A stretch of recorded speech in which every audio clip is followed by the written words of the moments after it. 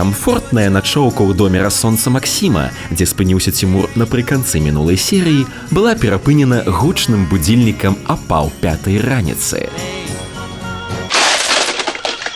Трэба было збірацца ў шлях, каб паспець агледзець астатнія аб'екты на маршруце і пры гэтым не спазніцца на электрычку ў бок дома. Паўсонныя провады, шчодрая сабойка, фотаздымак на памяць і ў добры шлях. Это город Рассоны, это город мечта. И здесь живут такие же люди, как и я. Здесь есть рынок, вокзал, школа и больница. И здесь негде скрыться от местной полиции. У першую чаргу Цімур накіраваўся ў бок музею баявой садружнасці. З яго надворнага боку прадстаўлена выстава ваеннай тэхнікі, а ўнутры можна даведацца шмат цікавага пра баявы шлях краю ў часы Другой сусветнай вайны. Адна са знакамітых старонак гэтай гісторыі – вызваленне Рассон партызанамі яшчэ ў 1942 годзе, задоўга да таго, як дасюль дайшоў чырвонаармейскі фронт. Хаця, з успамінаў некаторых удзельнікаў, вызваленне Рассон магло не адбыцца наогул. Пасля разведкі боем запланаваны партызанскі наступ было вырашана скасаваць. Падавалася, што немцы маюць перавагу ў боепрыпасах, і загуба партызан падчас аперацыі магла не апраўдаць сябе. Але ў лагеры праціўніка адбылося замяшанне. Дакладна невядома, чым менавіта яно было выклікана, аднак на світанку немцы поўным складам вырашылі ўпотай пакінуць рассонскі гарнізон. Зрабіць гэта незаўважна для партызан у іх не атрымалася, але навязаны імі бой яны не прынялі і, адстрэльваючыся, працягнулі адступаць у бок Полацка. Так Рассоны былі вызвалены ад фашысцкай улады 19 верасня 1942 года, яшчэ ў сярэдзіне вайны. Разам з Рассонамі на той момант пад кантроль партызан перайшло 3700 квадратных кіламетраў верхнедзвінскага і рассонскага раёнаў. На территории Рассонского района партизанское движение активизировалось весной.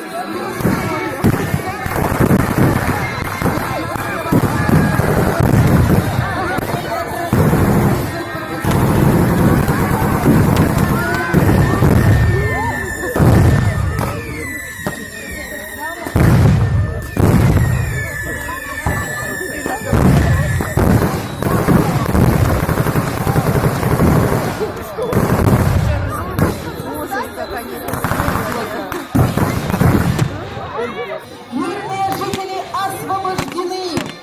Враг повержен! Вооружен красный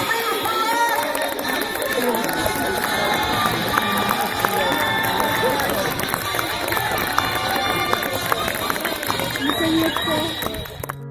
З пачатку вайны да вызвалення Рассон партызанамі мінула трохі больш за год. Але на гэтых землях ужо паспела загінуць шмат местачкоўцаў, падпольшчыкі і проста мірныя жыхары, у тым ліку габрэйскае насельніцтва.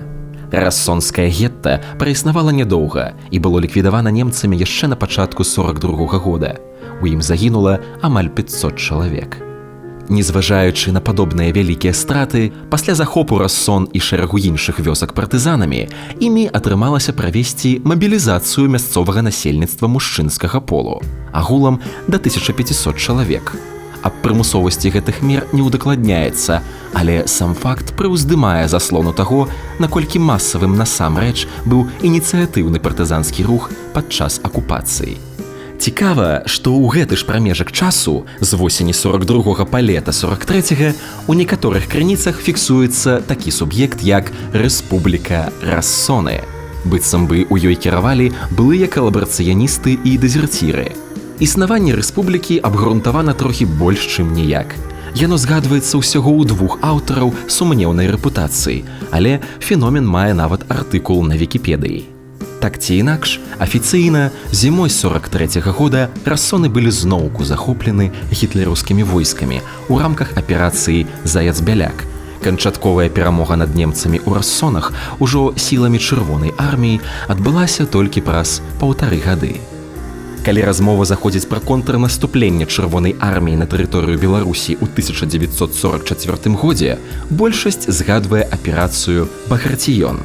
Але аказваецца, не толькі яна спрыяла савецкім войскам пазбаўляць беларускія гарады ад немцаў. Так, рассоны былі адбіты 12 ліпеня 1944 года другім прыбалтыйскім фронтам у ходзе Рэжыцка-Дзвінскай аперацыі. Агулам, каля 1285 савецкіх воінаў і партызан загінулі пры вызваленні рассон. У 1965 годзе па ініцыятыве Пятра Машэрава на месцы пахавання савецкіх воінаў, партызан і падпольшчыкаў быў узведзены мемарыяльны комплекс. У канцы 2017 года ён зведаў рэканструкцыю. Это город Рассоны, это город мечта. И здесь живут такие же люди, как я. У нас элитная милиция, она охраняет наши магазины, банки и гостиницы. Нам с такой милицией ничего не страшно, потому что они охраняют это все отважно. Это город Рассоны, это город мечта. И здесь живут такие же люди, как и я. За ўнёсак у жыццё і развіццё раёна імем Машэрава была названа мясцовая школа. Як мы расказвалі ў мінулай серыі, Машэраў пераехаў у рассоны ў 30-е гады і рабіў выкладчыкам фізікі і матэматыкі для юных рассонцаў і жыхароў суседніх вёсак. Пасля вайны ў рассонах была пабудавана новая школа, у якой з цягам часу з'явіліся адметныя традыцыі. Напрыклад, выпускным класам, каб лічыцца сапраўднымі выпускнікамі, трэба было адшукаць валун і прывесці яго на тэрыторыю школы. Адразу бачна патомкі князя Барыса.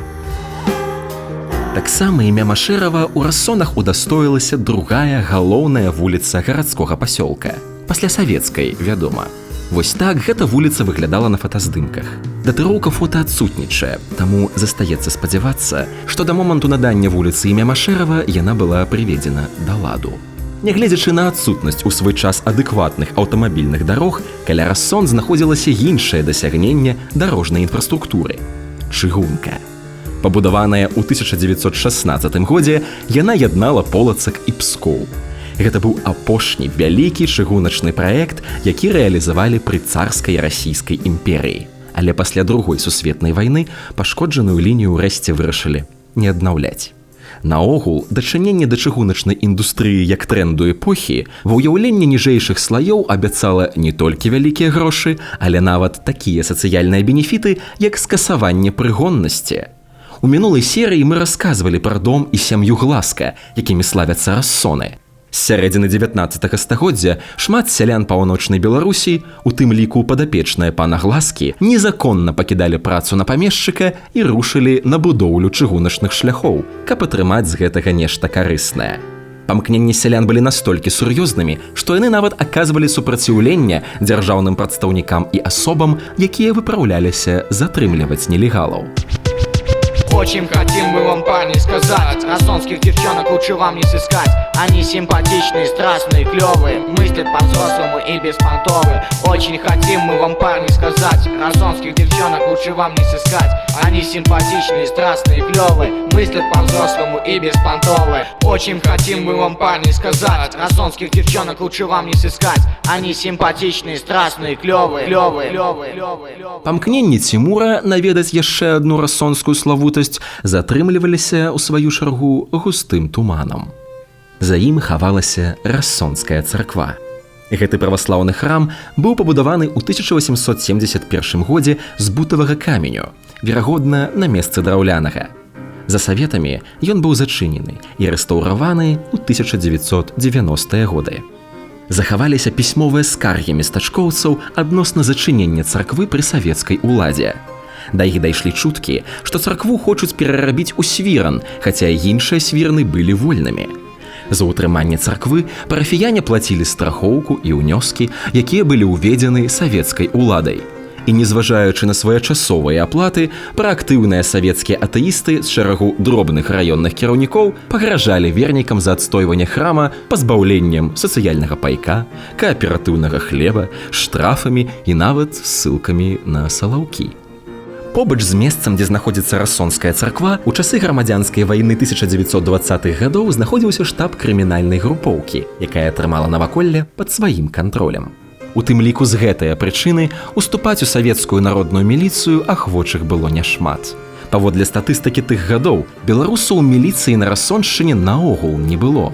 Тут варта прыгадаць, што з 1918 па 1924 год гэты край, як і шмат якія іншыя ўсходнія землі сённяшняй Беларусі, уваходзілі ў склад РСФСР, а не Беларускай сацыялістычнай рэспублікі. Цікава даведацца, ці вылучаліся ў той час беларусы ў статыстыцы на гэтых землях наогул. Прынамсі, па вяртанні Рассоншчыны ў БССР вялася праца па дзяржаўнай беларусізацыі краю. Вядомы факт, што на 1925-26 гады сюды пераязджае крытык і паэт Паўлюк Шукайла, дзе працуе старшынёй нацыянальнай камісіі па праверцы ходу беларусізацыі ў раёне. Па сённяшні дзень Рассоншчына вылучаецца адметнасцямі беларускай гаворкі. Нездарма край актыўна прыцягваў і выхоўваў фалькларыстаў ды этнографаў. Сярод іх быў пан Ігнат Храпавіцкі-Скаханавіч, якога мы згадвалі ў другой серыі нашага падарожжа, пісьменнік Ян Баршчэўскі, у бок малой радзімы якога мы рушым зараз, а на паўшляху да яго, тут, у Межава, у 1897 годзе нарадзіўся шлюбскі Александр Ануфрыевіч. Яго грунтоўныя навуковыя працы паспрыялі развіццю беларускай этнаграфіі. Александр Шлюбскі працаваў у інбелкульце, друкаваўся ў вядомых часопісах, але, як і шмат якія іншыя прадстаўнікі прабеларускага руху, быў урэшце арыштаваны.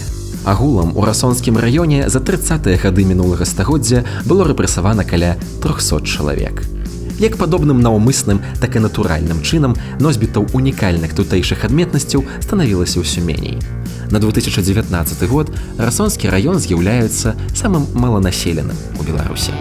И восходит солнце, годы за плечами, зайчик на стене, голыми руками в кипящую жизнь. И восходит солнце, молоко тумана, капли на окне, уже очень скоро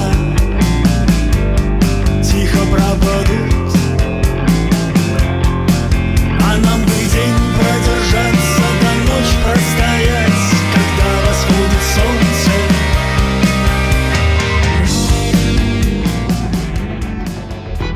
За такімі думкамі Цімур уехаў у Гарбачэва, адно з буйных сёлаў Рассоншчыны.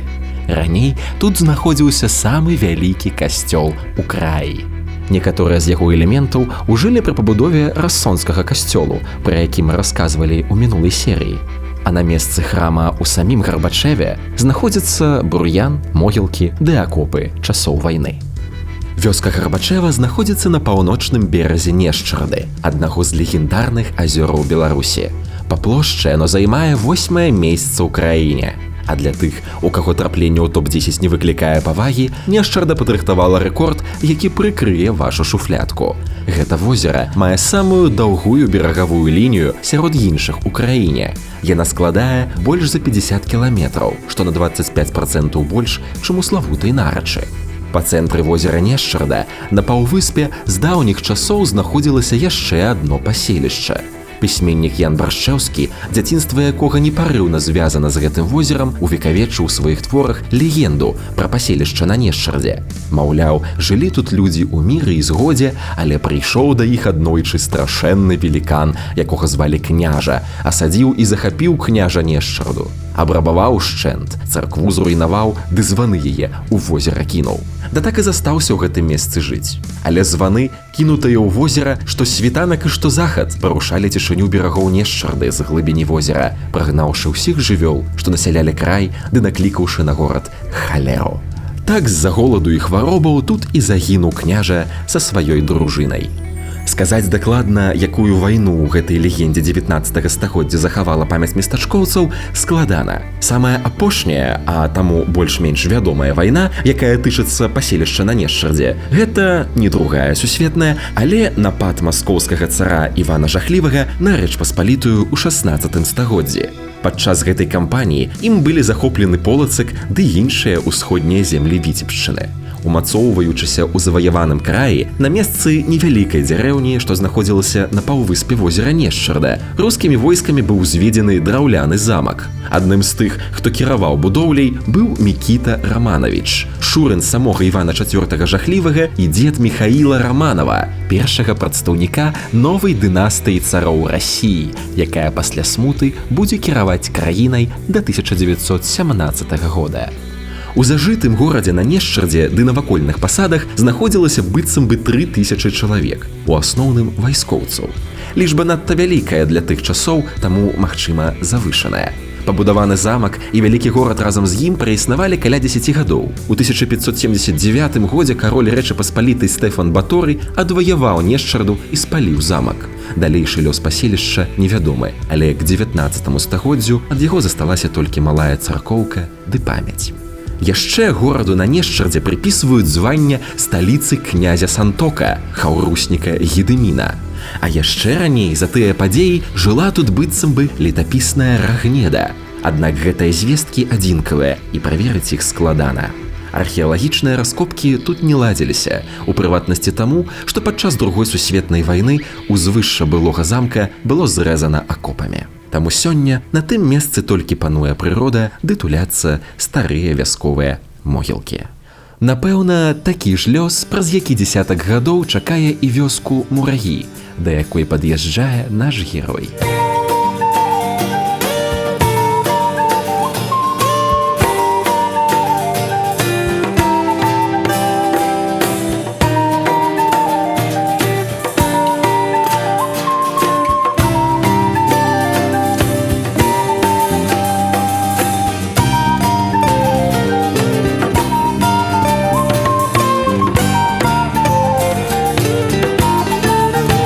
У 19 стагоддзі, калі Мурагі былі вялікім паселішчам, тут рос ужо згаданы намі раней пісьменнік Ян Баршчэўскі. Ён нарадзіўся прыблізна ў 1794 годзе ў Віцебскай губерніі, але менавіта ў Мурагі сям'я пераехала трохі пазней. Яго бацька быў святаром шляхецкага паходжання пры мясцовай уніяцкай царкве. Сам Ян Баршчэўскі, пасталеўшы, паехаў у Полацак вучыцца ў каталіцкім езуіцкім калегіуме, а дарослае жыццё правёў у Пецярбургу. Але дзяцінства і падлецтва будучы пісьменнік адбегаў тут, на прыгожым узгоркавым рэльефе берагоў усё той жа Нешчарды, цалкам засланай кветкамі. Незабудка. Так перакладаецца назва вёскі Мурагі з латышскай мовы. Ці не супадзенне, што аднайменны альманах «Незабудка», адным з заснавальнікаў якога і быў Баршчэўскі, займеў такую назву. Прынамсі, той факт, што польскамоўныя складальнікі альманаха абралі для яго назвы беларускае найменне кветкі, а не польскае «Не запомінайка», падкрэслівае арыентаваныя на Беларусь інтарэсы аўтараў.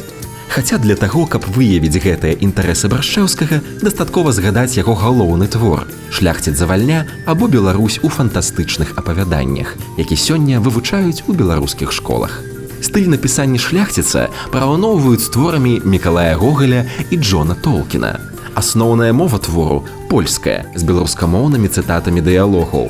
Займальна, што агульны пераклад на беларускую мову гэтага твора адбыўся толькі ў 1990 годзе, больш чым праз 150 гадоў з моманту яго напісання.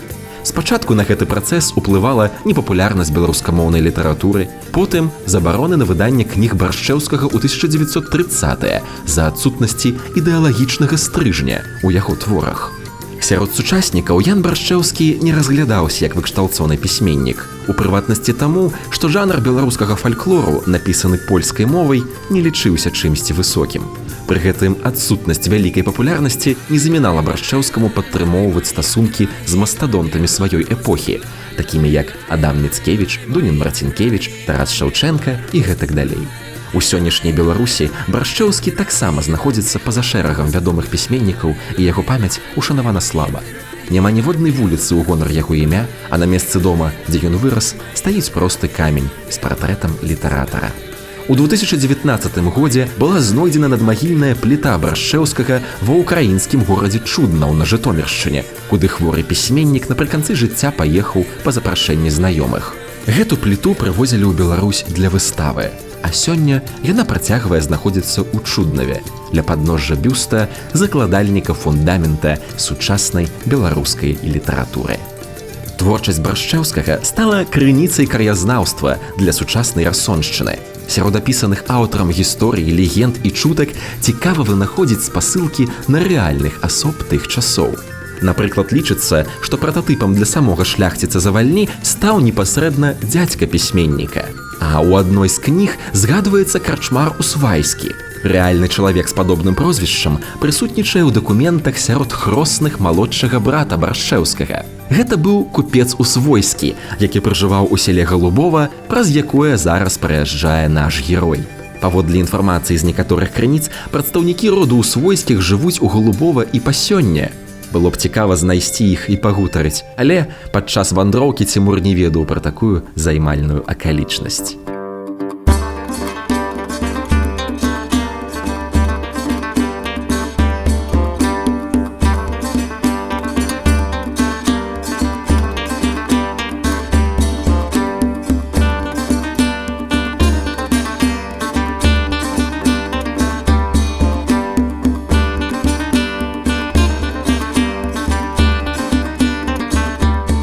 Зразумеў пра шпілу, але вось указальнік вада. Глядзім сюды, нейкая альтанка і стаіць бутыль з вадой. Не крынічка там, не сінічка, а бутыль з вадой. Ціхай сапай Цімур дабраўся да вёскі Забор'я, дзе тэрмін дзеяння добрага надвор'я скончыўся. Пачаўся зацяжны дождж. Калі б у Цімура было дастаткова часу, ён абавязкова знайшоў бы прытулак у краловай хаце. Не, Цімур не трапіў як Аліса ў Залюстроўе. Проста ў Забор'і пражывае сям'я Александра Владзіміровича Крола, якая адна з першых у краіне распачала прымаць гасцей у сваёй аграсядзібе яшчэ з далёкага 2004 года. Гаспадары займаюцца развіццём турыстычнай інфраструктуры краю, у тым ліку стварэннем і пракладаннем маршрутаў.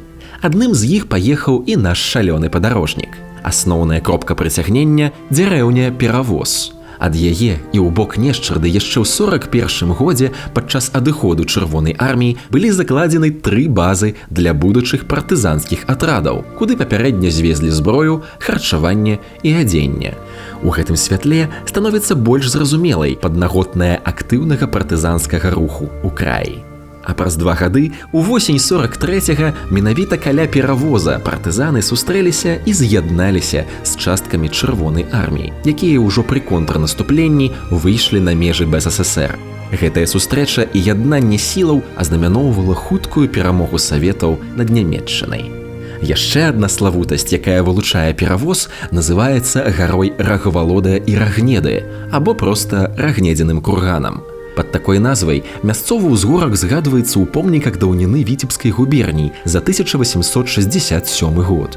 Уласна, гэта адзіная арыгінальная крыніца, у якой была прадстаўлена такая назва кургана і адпаведная легенда. Як вядома з летапісаў, у 978 годзе Уладзімір Хрысціцель забіў полацкага князя Рагвалода за адмову выдаць яго дачку Рагнеду за сябе замуж. Але легенда пра Рагнедзін курган 19 стагоддзя дадае унікальныя звесткі. Маўляў, Рагвалод быў забіты не ў сваім княжацкім горадзе Полацку, а на гэтым кургане, і не проста забіты, а з дапамогай ахвярнага молата. Каменныя молаты ў 19 стагоддзі быццам бы тут знаходзілі часта і нават адпраўлялі ў імператорскую археалагічную камісію. Хаця дакладныя месцы пахавання Рагвалода і Рагнеды невядомыя, гістарычнасць легенды выглядае сумнеўнай, бо пацвярджэнняў ёй больш не знайшлося, у тым ліку у памяці мясцовага насельніцтва ў навейшы час. Таксама дзіўна, што згодна з гістарычным летапісам сям'я была схоплена ў Полацку. І навошта было чыніць расправу ў глухіх лясах, без дарог, за 70 кіламетраў ад месца падзей не мае грунтоўнага адказу. Падчас павярхоўных археалагічных даследаванняў выявілася, што на кургане знаходзілася ўмацаванае паселішча 12 стагоддзя, але грунтоўныя раскопкі яшчэ чакаюць свайго часу. Зараз каменныя молаты тут таксама не знаходзяць, але на гары месціцца стары каменны крыж. Там жа разрасліся і сучасныя могілкі. Прарабіўшы такі вялікі шлях, Цімур не мог саступіць і не ступіць на гэтую няхай і сумнеўна, але легендарную зямлю. Перад такімі амбіцыямі расступіліся нават камары, якія дагэтуль дакучалі Цімуру ўвесь час паездкі. І паколькі пад такім дажджом больш мокрым, чым зараз ён ужо не будзе, Цімур вырашыў, што губляць няма чаго. Пакінуў на сабе дажджавік, абутак і паплыў да сваёй мэты.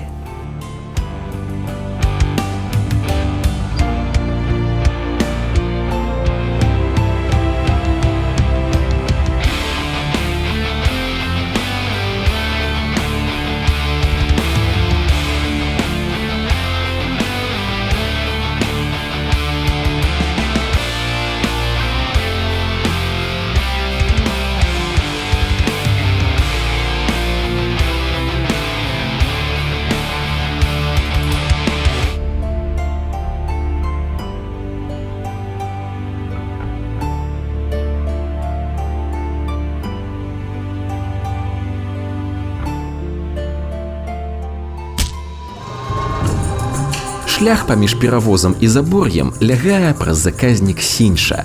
Паводле мапы, на яго тэрыторыі знаходзяцца нейкія залатыя пяскі.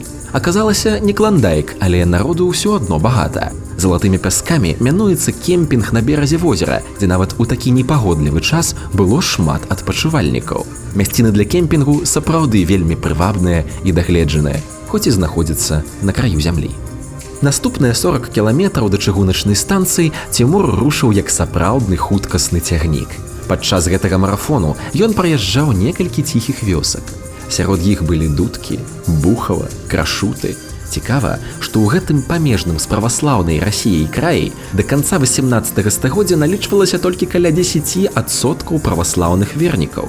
Большасць насельніцтва вызнавала уніяцтва, якое распаўсюджвалася на ўсходніх землях Рэчы Паспалітай як замена праваслаўю з 16 стагоддзя. Але праз 200 гадоў, калі беларускія землі адышлі да расійскай імперыі, быў распачаты зваротны працэс, і насельніцтва пераводзілі з уніяцтва ў праваслаўе. Тым больш цікава, што памежныя з Расіяй жыхары вёсак Бухава і Крашуты аказалі гэтаму працэсу максімальны супраціў, пісалі скаргі, уздымалі бунты, каб адстаяць уніяцкую веру. Даходзіла нават да ўводу войск і турэмных тэрмінаў. І гэта ў 1830-е. Трапілася па дарозе нашаму шалёнаму вандроўніку і мястэчка Краснаполле. Яго жыхары, паводле Яна Баршчэўскага і іншых фалькларыстаў, з'яўляліся носьбітамі унікальнай традыцыі святкавання стаўроўскіх дзядоў. Сутнасць свята, як і ў звычайных дзядоў, ушанаваць памяць продкаў, але стаўроўскія дзяды захавалі быццам бы нейкія адметныя старажытныя элементы. Самы галоўны з іх – культавая мантра, якую мусілі вымавіць адэпты падчас свята. Хто такія стаўры ды гаўры і прычым тут гам, дакладна ніхто не можа акрэсліць. Паводле паданняў, стаўры і гаўры былі сабакамі князя Боя, або нават не князя, а першага чалавека на зямлі, або нават не чалавека, а Бога.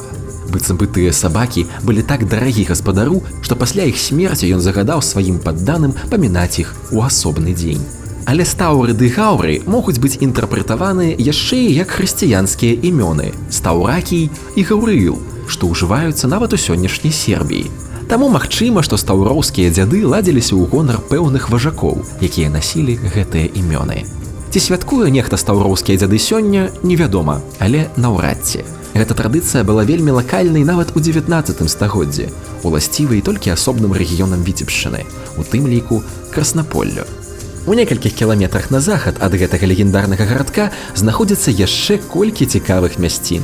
Радзіма Геннадзя Бураўкіна, маёнтак Францыска Скарыны, школа, дзе вучыўся Машэраў, шэраг ледніковых валуноў, месца знаходкі зманлівага ідалішча, возера Валасацік. Але час падціскаў. Батарэя канчалася, як і фізічныя моцы ездзюка. Таму ён накіраваўся адразу на станцыю, пакінуўшы за спінай 250 кіламетраў поту, 4 дні ўражанняў і бясконцасць шчаслівых імгненняў. Цімур паспеў на электрычку.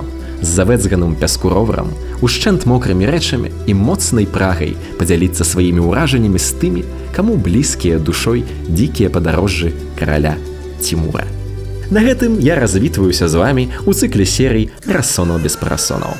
Зычу спадарожнага ветру ў спіну і да хуткіх сустрэч на бясконцых дарогах Сенявокай, або прынамсі на канале інцімных падарожжаў.